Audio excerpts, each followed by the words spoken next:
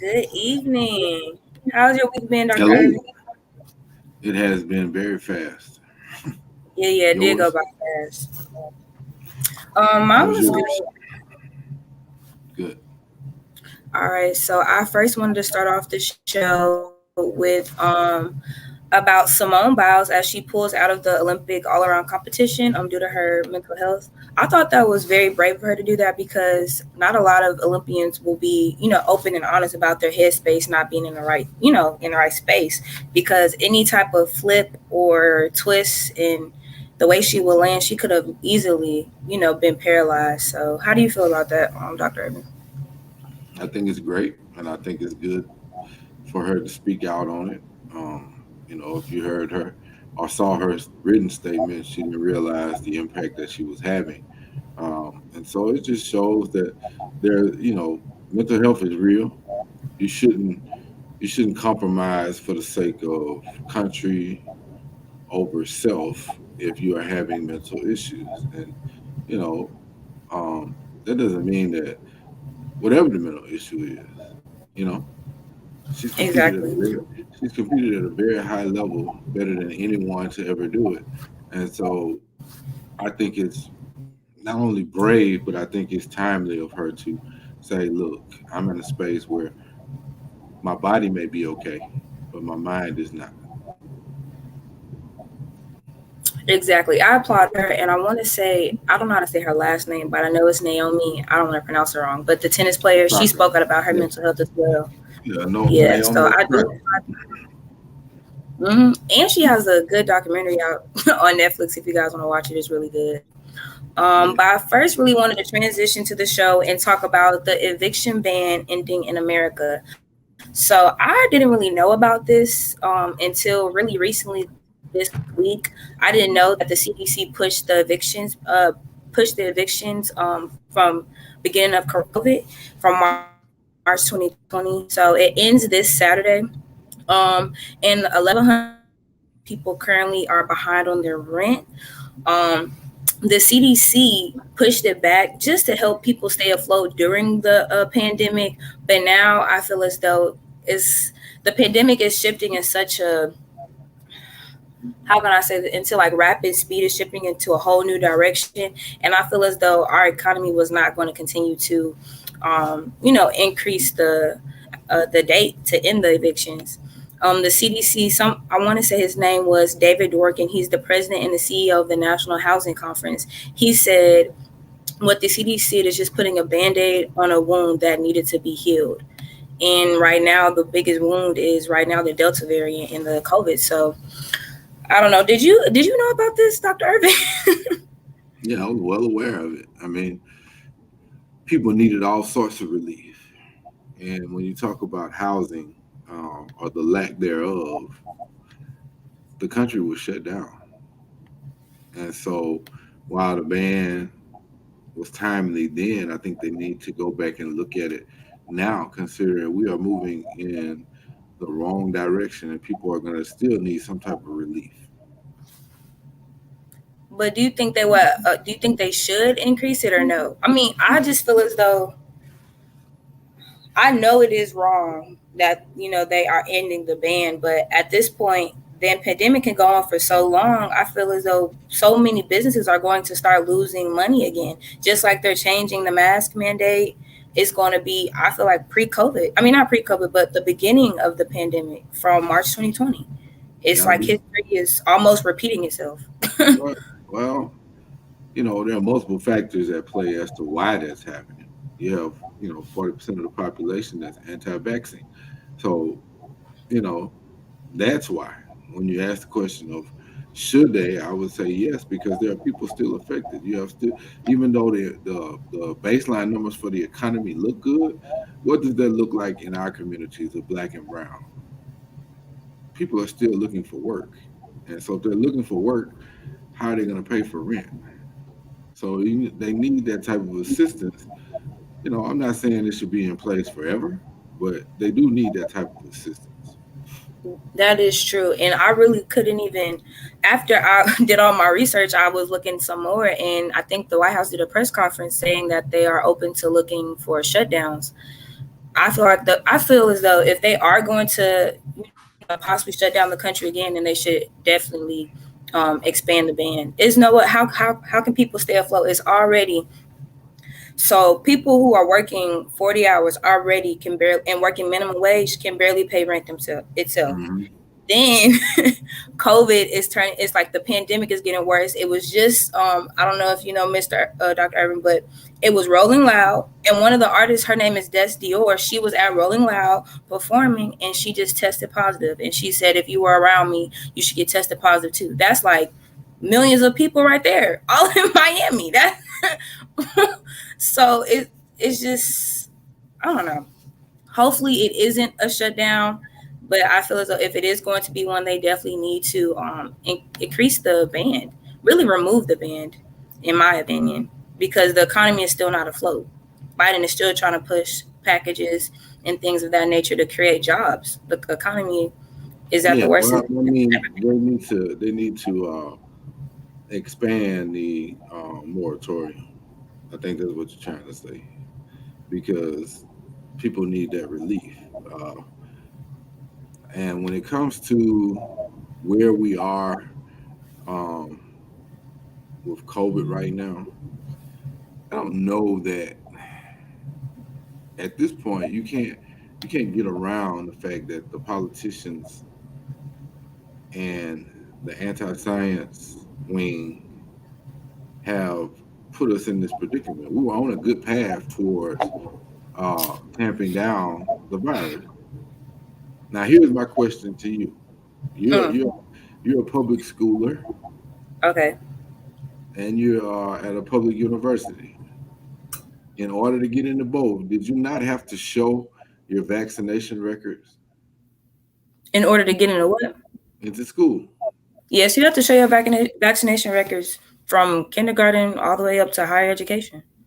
Right. So, what makes the vaccine for COVID so much different than those same vaccinations that 80% of the population had to show, 85%, 90%, in order to get an education? It's no different. It's the politics is different. The messaging around it is different.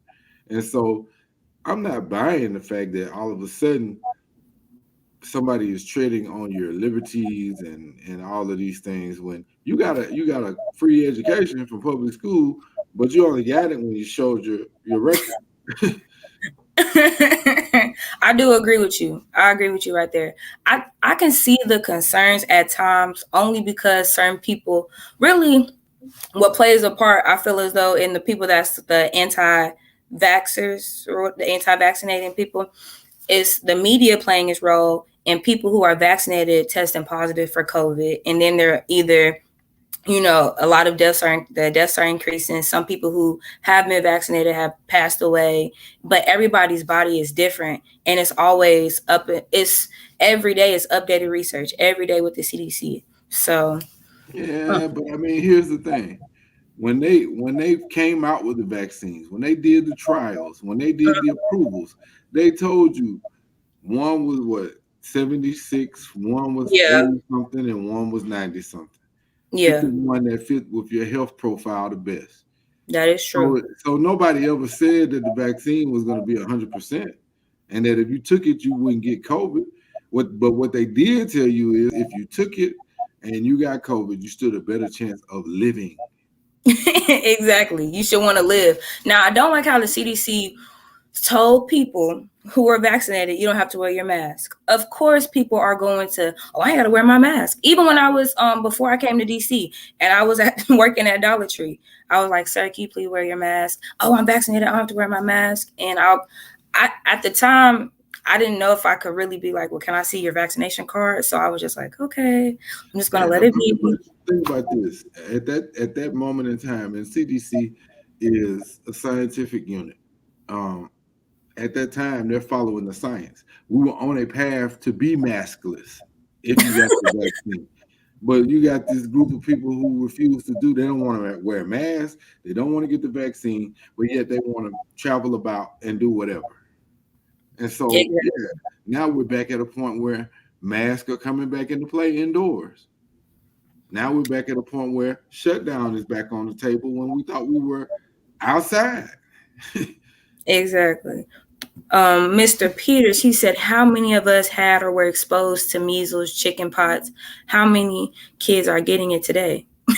I'll wait. Well, I mean, the chicken pots. I mean, you could only get a chicken pot at your grandmother's house, Leslie.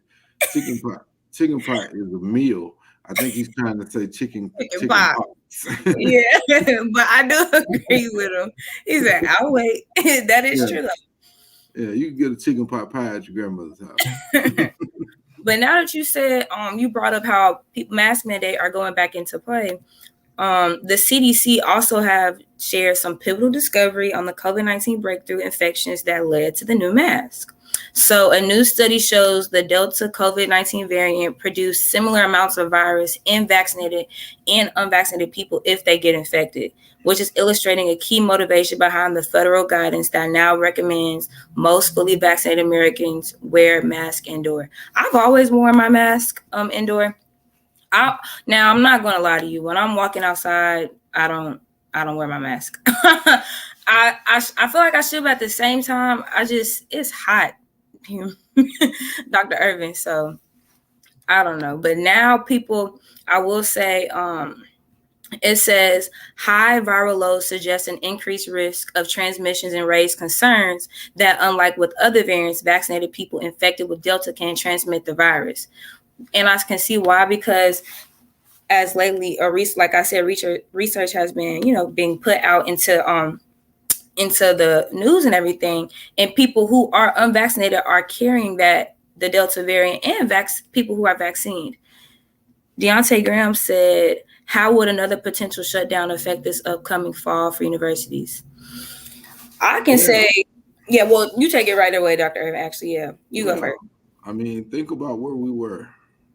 I mean, for a lot of us, we're thinking about football specifically, but classes, housing in the dorms, um, all of those things.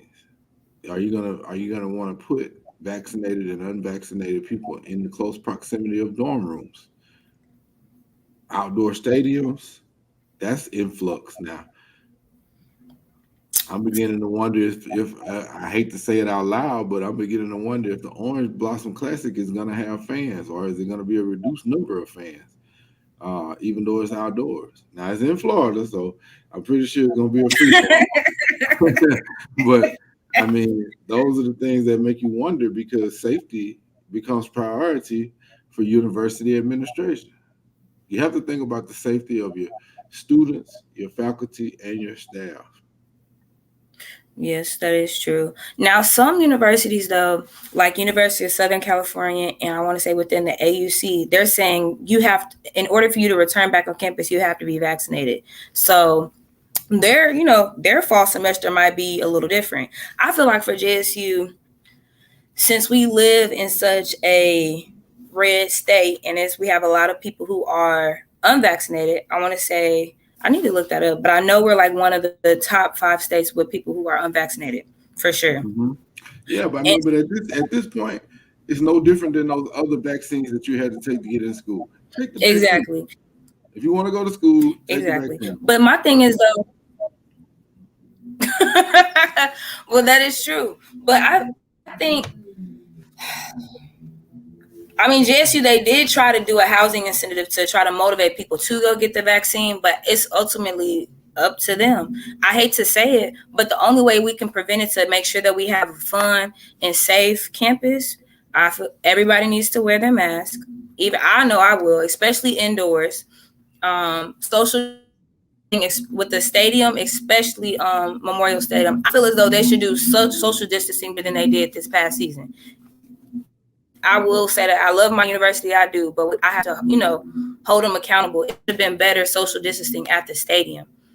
So, maybe skip bleachers and everything, social distance a little bit more, groups of people, family social distance a little bit more, but it's hard to tell. It really is.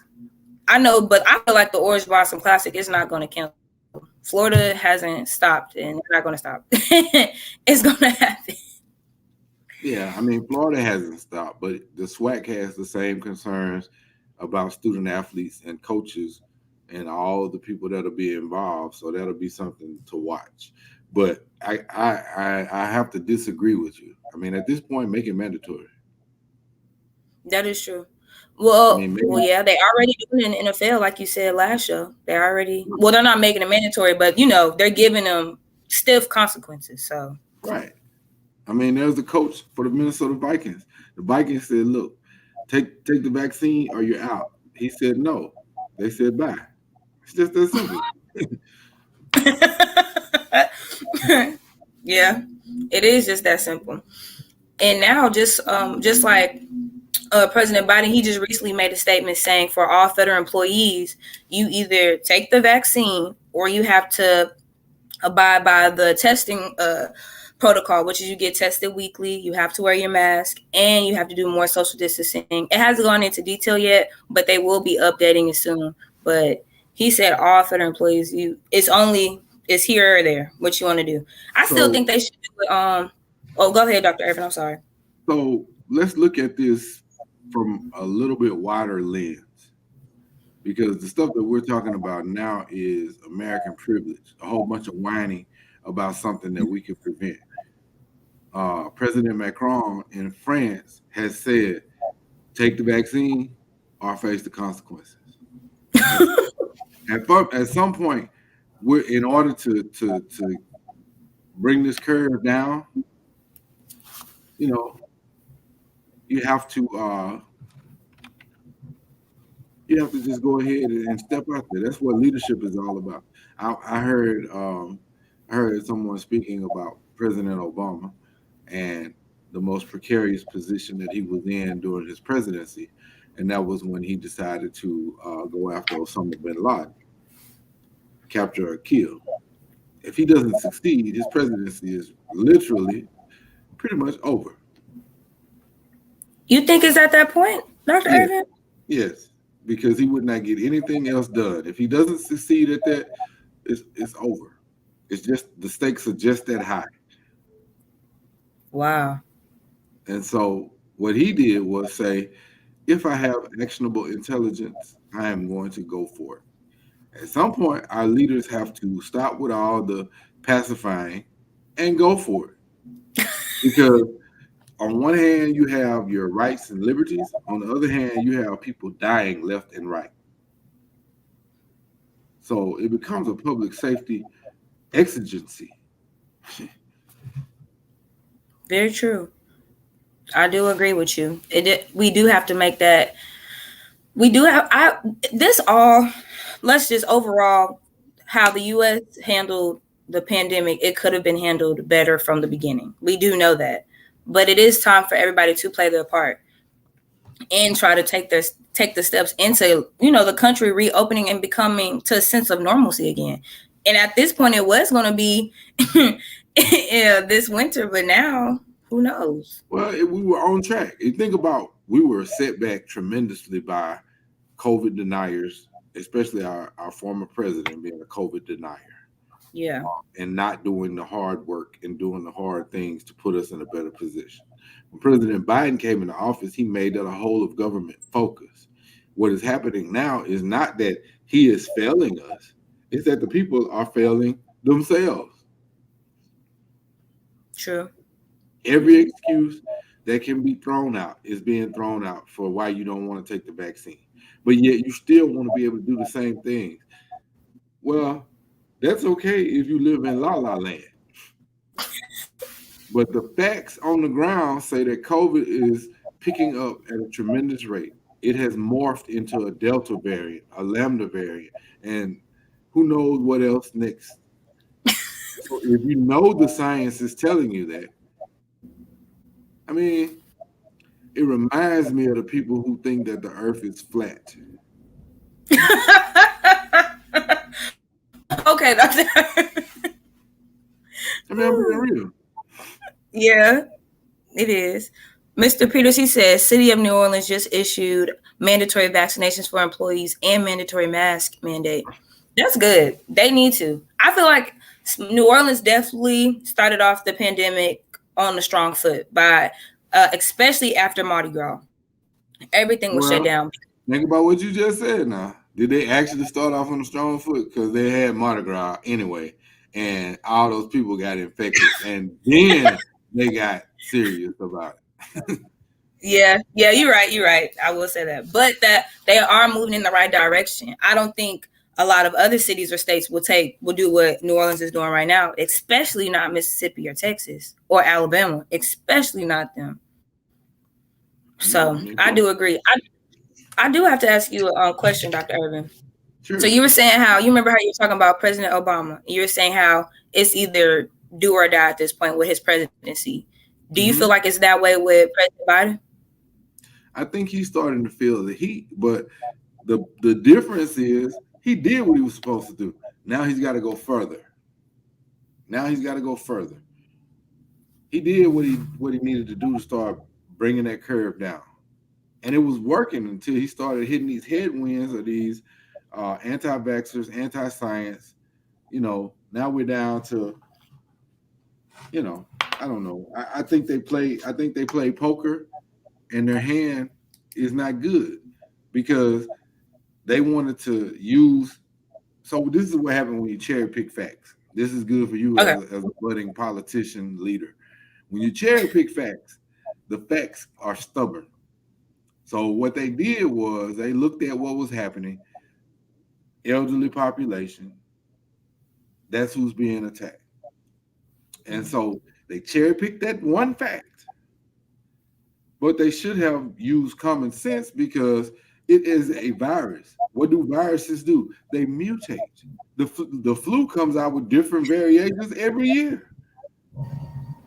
So when Yeah. you cherry pick that one fact, you set yourself up for failure because now the people that are being affected most are younger in age. So your argument doesn't hold water anymore. Go get the doggone vaccination. Yes, sir. Keep listening to what Dr. Irvin said.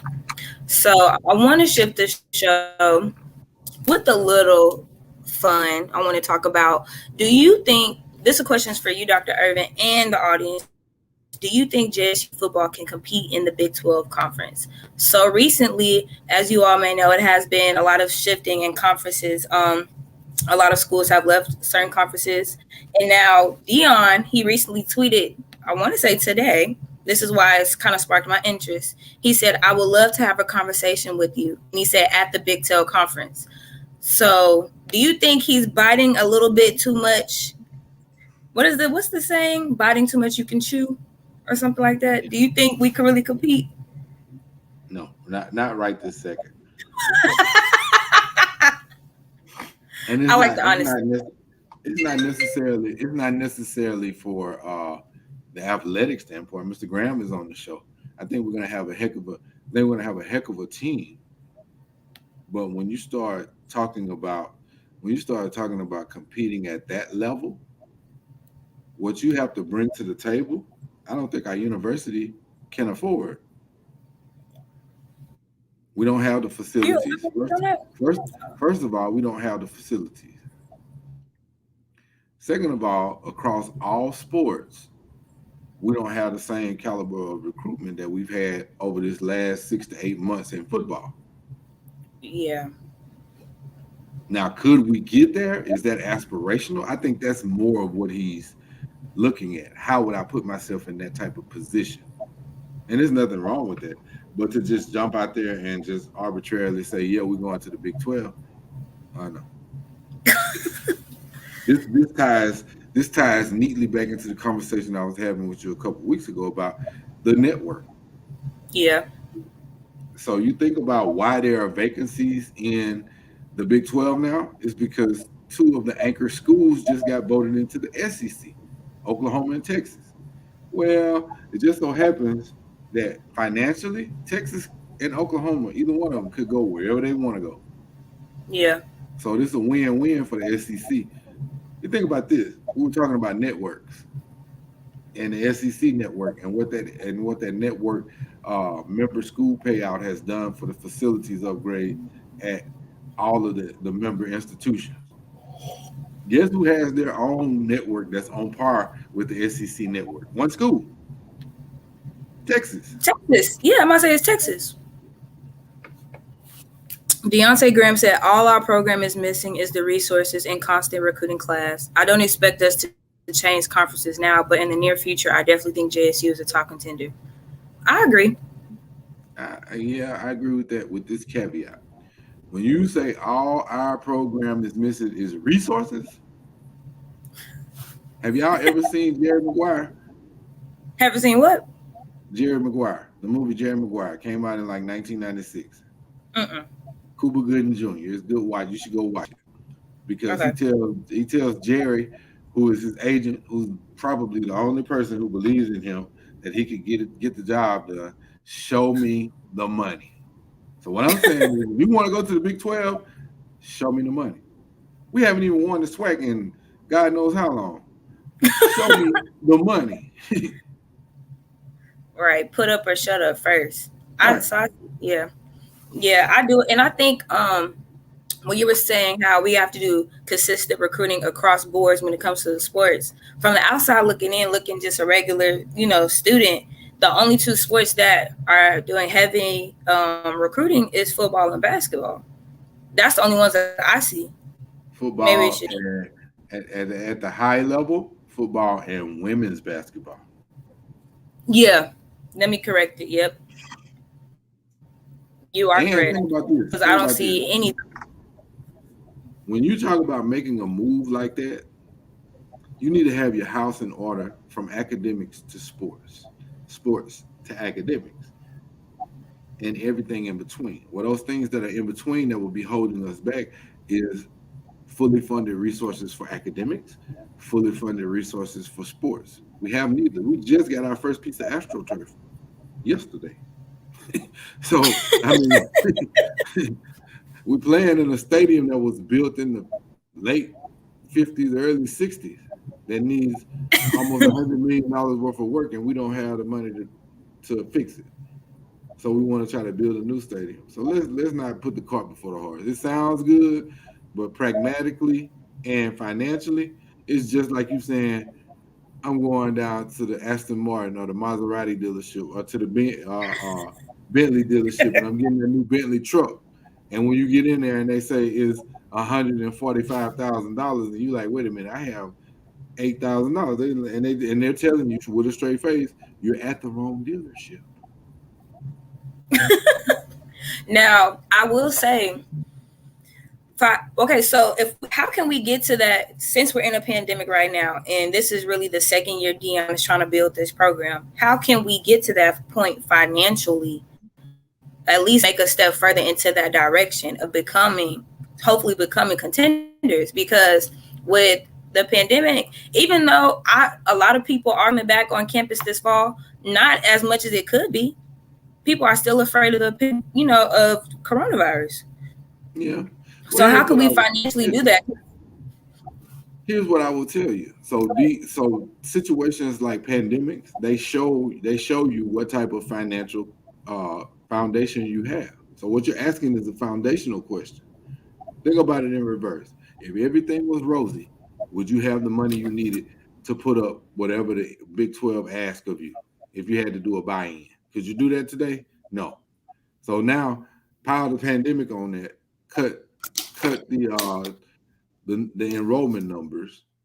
I mean, the football team is going to be fine. I mean, you got great young men over there. Mr. Graham is a great student athlete, and he's a dog on the football field. You can't ask for much more than that. I think people are, not giving them what they rightly deserve, but I know they have to go and earn it in front of the public. We can't just give it to them. They got to go earn it. and I feel like they will. So from a winning standpoint, I feel like that's well on its way to being turned around. I think the players have done their part. I think the coaches have done their part, and now they just have to go out there and prove it on the field. But when you talk about leaving the SWAC to go to the Big 12, first of all, why not prove yourself as a winner in the SWAC? Yeah, This is the moment for HBCUs to stand up, not leave and go to another conference that really don't want you. very true. And Very you think true. about and you think about this part, and we hadn't even talked about this. Let's talk logistics. Most of the Big 12 is past Texas. Oh, yeah, it's further north. No, it's for the Correct? West. Correct? Oh, it's further west? Oh. Yeah, it's Texas and over that way. So are we Oh. gonna have resources to go play home and away games? No. So let's be realistic. The flights are going to be extremely expensive. The hotels. They already, Yeah. the football team, if I'm not mistaken, when we have home games here in Jackson. So it just financially, no. No, But I mean, I do think, go ahead, go ahead. no. What you're talking about is what happens at all of these big programs. Most of them take their kids off campus so they can put everybody together, so they can eat together. They know where everybody is. It's a controlled environment. Well, controlled environments cost money.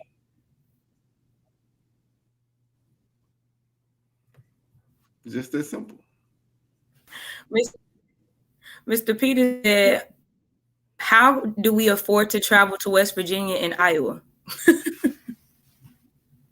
I Here's do what I not will know. tell you. Here's what I will tell you. It can be done, but the way it's done is gonna cause us to catch a big L because we're gonna be on charter buses driving an hour. Yes, I By do the agree time with we you. by the time we get there, we're gonna be too tired to play. We're gonna take that L, come back and try to play again the next week. No, We yeah. gotta crawl. We gotta crawl before we walk. Let's be great at being in our lane. Just because just because Texas and Oklahoma have earned the right to go play in the SEC doesn't mean that all of a sudden we're on par with them. I mean, no, they have those schools have institutional, generational wealth. Texas was in the TV game before the HBCUs. SEC. You know what I'm saying? So they have their own Wow. Longhorn network. Just like the SEC network is on 24/7, the Longhorn network is on 24/7. Now, their product on the field has been suffering, but that's administrative. You look at your administrators and who you're hiring as coaches. I think Jackson State is poised to have a new renaissance of success. But let's focus on that, not on looking at, oh, what they doing over there. We're not ready to play against West Virginia or Iowa. We're not ready to play against Texas Tech. Yeah, that right there. Yeah, I've definitely been to a couple Texas Tech games, so it's a higher it's a higher level of competition almost. And we got to I'm still gonna it's give baby you steps. I think that I'm, I'm gonna give you a smell test. If you don't have your own uh, turf field to practice on, indoor and outdoor, go sit down and focus on what you got to do. It don't smell right,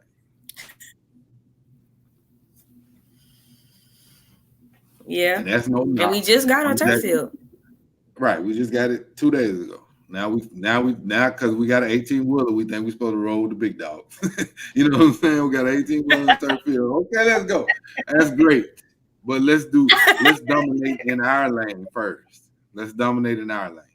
We shouldn't let what they're doing over there take our focus away from the greatness that's right in front of us. I think Graham and all his compadres could have a historic season. And I firmly believe that they will be right there in the championship game. But let's focus on them and give them their moment instead of taking the focus away from those kids and talking about something that we can't even afford. True. I definitely agree. So you touched on something that I do want to ask a question about.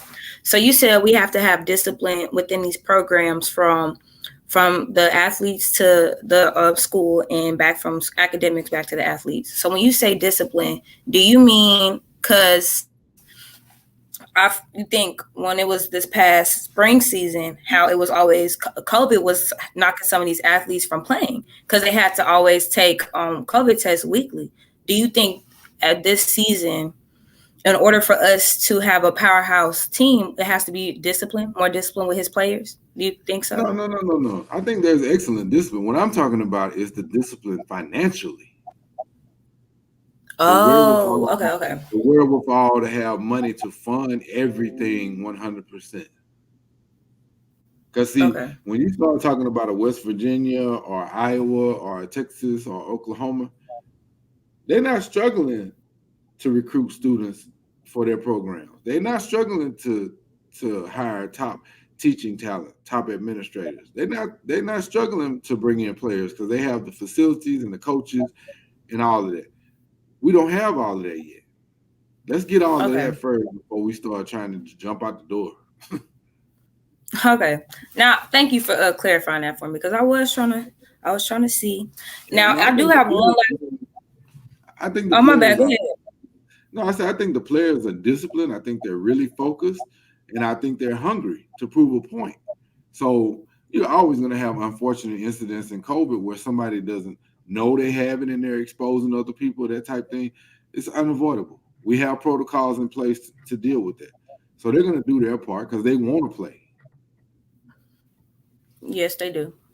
They definitely are. Everybody want to see them play. Everybody wants to have a regular season. How about that? So Yeah, that is true. Now, I do have one last question for you, Dr. Irvin, before we end the show. So, as a professor and an educator, what do you want to see from JSU moving forward this fall with making you feel more safe in the classroom? Do you want to see, I guess, the clear panels to help try to block COVID or more social distancing wise? What do you want to see in the classroom to make you feel safe to teach again, have a sense of normalcy again? mandatory vaccination. That's it. That's it. Wow. Okay. Keep it real simple. Okay. Because if we're all vaccinated, then even if there is some type of transmission, everybody stands a better chance of making it. Yeah. I hate to be the bearer of bad news, but I don't think JSU is going to do that though. I don't see it. Well, that's my answer. I mean, I can't make them do it. That's just my answer. You ask me a question, I'm answering. Will you will you be teaching in the classroom this fall, or are you going to be hybrid? I'm not sure yet.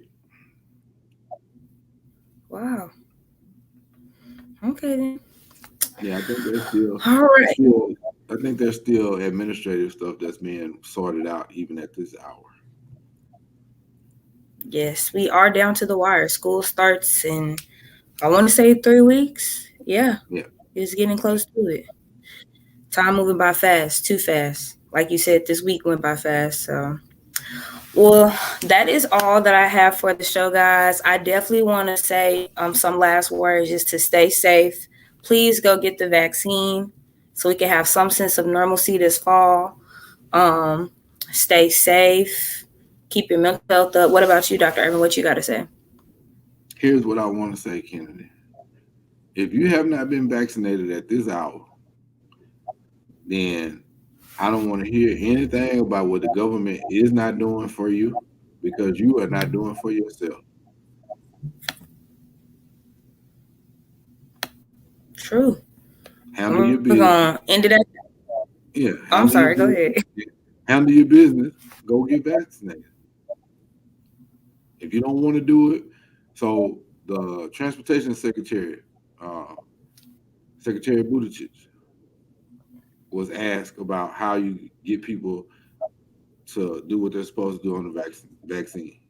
And he said something that cuts all across the South, from Texas to Florida to Mississippi and all parts in between. And he said there are a lot of people in these areas who believe in God and say that God is going to keep them safe. And then he said, don't make God do all the work. Do your part. And what he's saying is Mm. you have free will to act accordingly. Now, these people over here are telling you can go get a vaccine from your healthcare provider, from the health center, probably from the drugstore in some places. Why aren't you doing your part? Yes. And at the school, especially at Jackson State.